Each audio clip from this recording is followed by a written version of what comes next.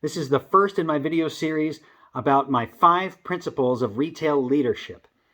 So the first one that I talked about on my video just the other day is uphold the standards of the organization with care and compassion. Right now, we are in a very precarious position as employers, right? As leaders, where the power, if you will, is more shifted to the associates. And that's not necessarily a bad thing.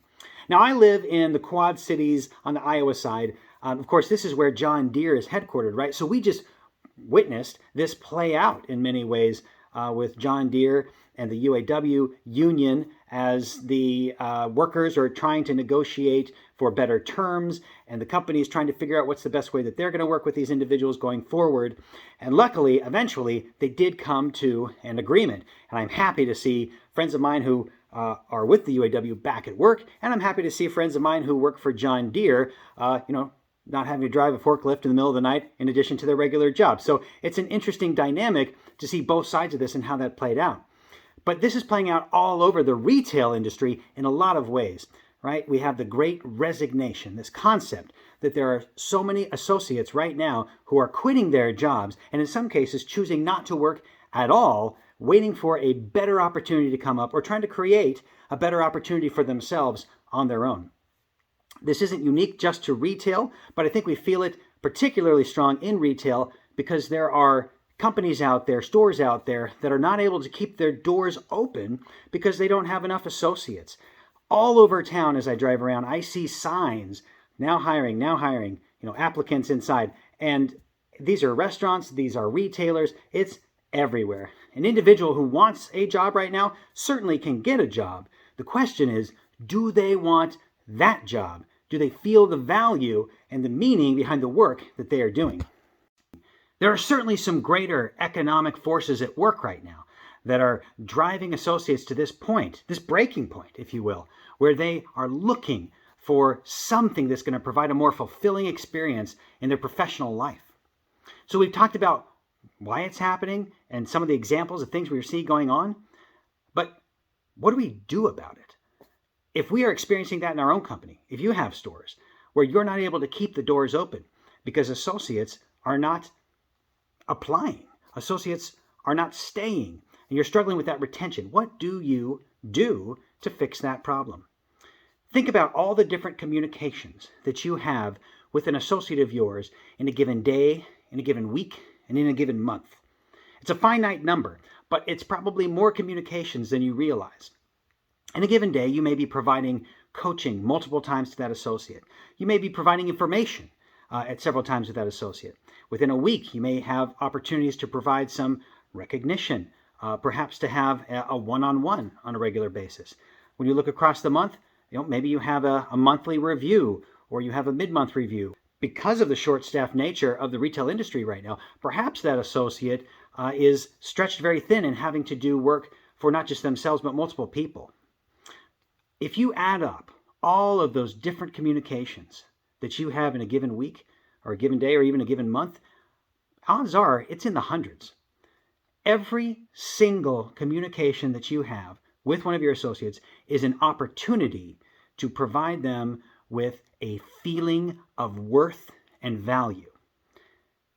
I'm not perfect at this, but I aspire, and I think we should all aspire, to provide in every single communication that we have with associates a feeling of value and worth as a person to me, their employer, to their leader, and also to the company and to the work that they are doing.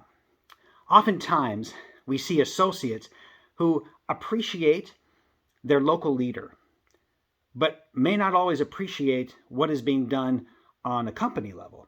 They don't always connect the dots. That's our job too, to help them connect the dots with the initiatives and the work and the progress that is being done on a company level with the communications that are provided at a local level by their direct leader that they're in contact with frequently. So we've got all these different opportunities to communicate with an associate. If we don't treat each one of those as a critical moment of impact, we miss a ton of opportunity and a lot of ways that we can retain that associate. Now, I know this feels very touchy-feely, but there are a lot of things that you cannot control. This is one of the things that you can control, one of the things that helps an associate feel safe, feel like they are part of a more family-centered team instead of just a cog in a wheel. What might that look like in an everyday interaction? Rather than having an interaction that goes like this, associate, thanks for coming in today, and I just wanted to let you know about a couple of updates in the system so that you knew how to do the transaction correctly. Also, we've got XYZ inventory that just came in, so I'm going to need your help checking those in. All right, thanks. Talk to you later. Instead of that, letting the associate know, hey, the other day when you came in and you worked a few extra hours, man, I sure appreciated that. The customer that you were helping, I was watching her, man, she was loving the heck out of it. So you did an awesome job really getting her excited and feeling good, because I could tell she was stressed out when she walked in, so great job. I'm going to share with you just a couple of functional things that you're going to need to know today to help you be successful about the system and about inventory. If I could get your help there, that would be amazing. But I just want you to know how much I appreciate and value you. You're really making a difference on this team. And it's okay for everyone to be on the nose about how you feel about that associate and their contribution, as long as you're sincere about it. It's okay to just state it like that. I really value you. I have 6 children. 4 of them, the 4 oldest, are all teenagers. That's right, count them. 4 teenagers in one house. Anyway, so they sniff out insincerity like a bloodhound. So you cannot get anything by these children. Well, adults are no different. We know. We're just more polite about it, usually, right? And so if they know you're being sincere, it will mean something to them. So you may have heard in the news, it's been in the news a bunch lately, about this CEO of Better.com that purportedly fired 900 associates on a 3-minute Zoom call. Okay.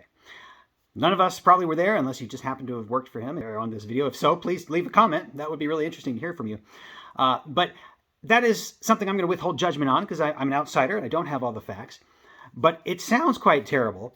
It sounds like something really hard to go through. And I think perhaps more important than the incident itself is the general response to it. I think that's very indicative of where people are at right now. So let me go back to this concept of every communication being a really critical moment. That goes literally for every communication. You need to view every communication as it is a development opportunity for the associates. Whether it's positive, whether it's constructive, does not matter. That even goes all the way up to termination. If you are in the unfortunate position where you're going to be terminating someone, it may not be, certainly wasn't what any of us probably wanted going in to the initial hiring decision and that associate's trajectory and career through the company. But it happens. If you end up in that situation as a leader, obviously the person sitting across from you is another human being, and treating them as such is critical and also protects your company from liability. But remember this, the way that you treat that person in that situation is not only just because you care about them as a person and because you're protecting the company, but it's something that might actually be helpful to them later down the road in their career. So if you provide a great, for what it is, right, a great communication experience, that could be helpful to them. So no matter what the situation, your job as a leader is to make it the best it can possibly be under those circumstances. So lastly, I want to go back to the original concept that I talked about when I started this video, and that was upholding the standards of the organization. Now, I've talked a lot about really caring for the individual that's going to help you retain them, and making sure that you're caring and compassionate in all the communications, even if you're delivering a hard coaching, even if you're delivering a termination, no matter what it is, providing that caring. But I also want to stress, you must your first responsibility is to uphold the standards of the organization. Right? So you can be the safety net for the company, but you can't be the safety net for the associate, which is a hard message to take, but it's critical. So your first and foremost responsibility as a leader is to make sure that you understand what the expectations of the company actually are, and that you are making sure that you and your team are fulfilling those expectations at all times. If you take care of those things, everything else typically will fall into place.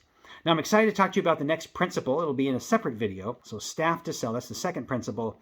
And I have a lot of thoughts about that in terms of retention, in terms of how to hire correctly, and some ways to avoid very, very common pitfalls that we often fall into in retail that cause really short tenures with associates. I'm Mike Richards, and this has been my first principle of retail leadership. If you enjoyed this video, go ahead and leave a like, leave a comment. I would love to hear if you have had experiences with associates where you had to uphold the standards of the organization, but you had to do it with a lot of care and compassion. Was this helpful to you? If you like this content, go ahead and subscribe. I'll continue to put out more videos on these 5 principles of retail leadership, along with a lot of other topics that I'm very excited to talk to you about.